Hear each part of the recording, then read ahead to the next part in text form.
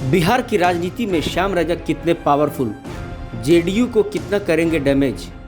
बिहार में विधानसभा चुनाव नजदीक आते ही नेताओं के दल बदल का दौर शुरू हो चुका है। इसी कड़ी में अब तक की सबसे बड़ी घटना नीतीश कुमार के कैबिनेट मंत्री श्याम रजक का जेडीयू से निकाला जाना लगभग तय माना जा रहा है। श्याम रजक बिहार के राज्य स्तर के राजनीति के मौसम वैज्ञानिक माने जाते हैं। इनके बारे में कहा जाता है कि केंद्रीय मंत्री रामविलास पासवान की तरह अक्सर हवा का रुख भांपने में सफल रहते हैं। यही वजह है कि श्याम रजक लालू यादव के जमाने से ही बिहार सरकार में मंत्री पद को सुशोभित करते रहे हैं। आइए पहले समझते हैं क्यों टूटा श्याम रजक और जेडीयू का नाता। फुलवारी शरीफ के चाय दुकानों पर इन दिनों होने वाली बातचीत पर ध्यान देने पर पता चलता है कि जेडीयू इस बार श्याम रजक का टिकट काटने का मन बना चुकी है। इस सीट से अरुण मांझी को उम्मीदवार बनाने की तैयारी है। अरुण मांझी अभी इसे इलाके का दौरा कर रहे हैं। यही बात श्याम रजक को नागवार गुजरी। उन्होंने अरुण मांझी से इस बारे में पूछा तो जवाब आया कि पार्टी का आदेश है, आप वहीं जाकर बात करें। श्याम रजक समझ गए कि उन्हें पार्टी साइड करने की तैयारी में है। इस बार उन्हें आखिरी बार ही मंत्री बनने का सौभाग्य मिला है। किसी जमाने में लालू प्रसाद यादव के बेहद खास रहे श्याम रजक साल 2009 में जेडीयू में शामिल हो गए थे, लेकिन उपचुनाव में उनको हारना पड़ा। साल 2010 में वो फिर से जेडीयू के कोटे से विधायक बने और मंत्री बने, लेकिन जब रजक 2015 में महागठबंधन से विधायक बने और तेजस्वी यादव उप मुख्यमंत्री थे तो उनको नीतीश सरकार में मंत्री नहीं बनाया गया।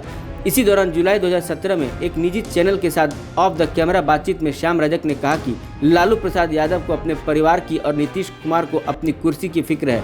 यह वीडियो सार्वजनिक होने के बाद श्याम रजक और नीतीश कुमार में दूरियां बढ़ने लगी। जो श्याम रजक नीतीश कुमार के नाक के बाल थे, उन्हें पार्टी स्तर पर नज़रअंदाज किया जाने लगा।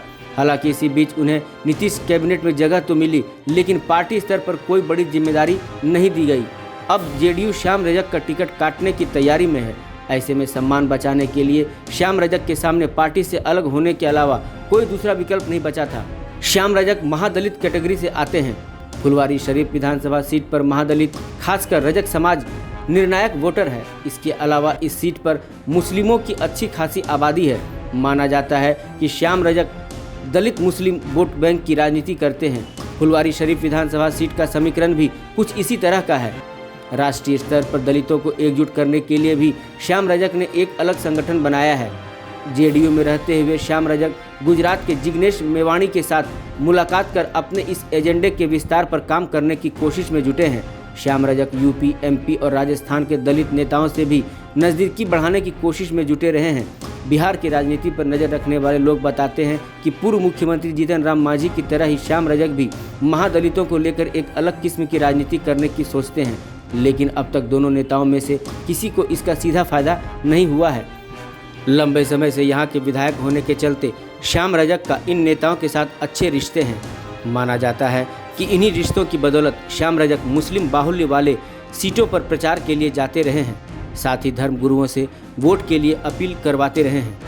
वैसे श्याम रजक के मामले में एक्सपर्ट कहते हैं श्याम रजक ने व्यक्तिगत कारणों से जेडीयू छोड़ा है। उसका नफा नुकसान भी सिर्फ एक सीट तक ही सीमित रहेगा।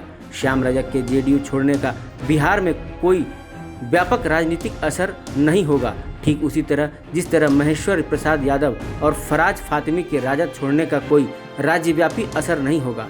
अपवादों को छोड़कर यादव मुस्लिम समीकरण जरूर अब भी आरजेडी के साथ है, किंतु दलित मुस्लिम समीकरण का अभी यहाँ कोई अस्तित्व नहीं है। हालांकि ऐसा समीकरण बनाने की पहले से ही कोशिश होती रही है। इस बीच बिहार की राजनीति में महादलित वोट बैंकों के बीच बड़ा चेहरा माने जाने वाले श्याम रजक आरजेडी में शामिल हो गए।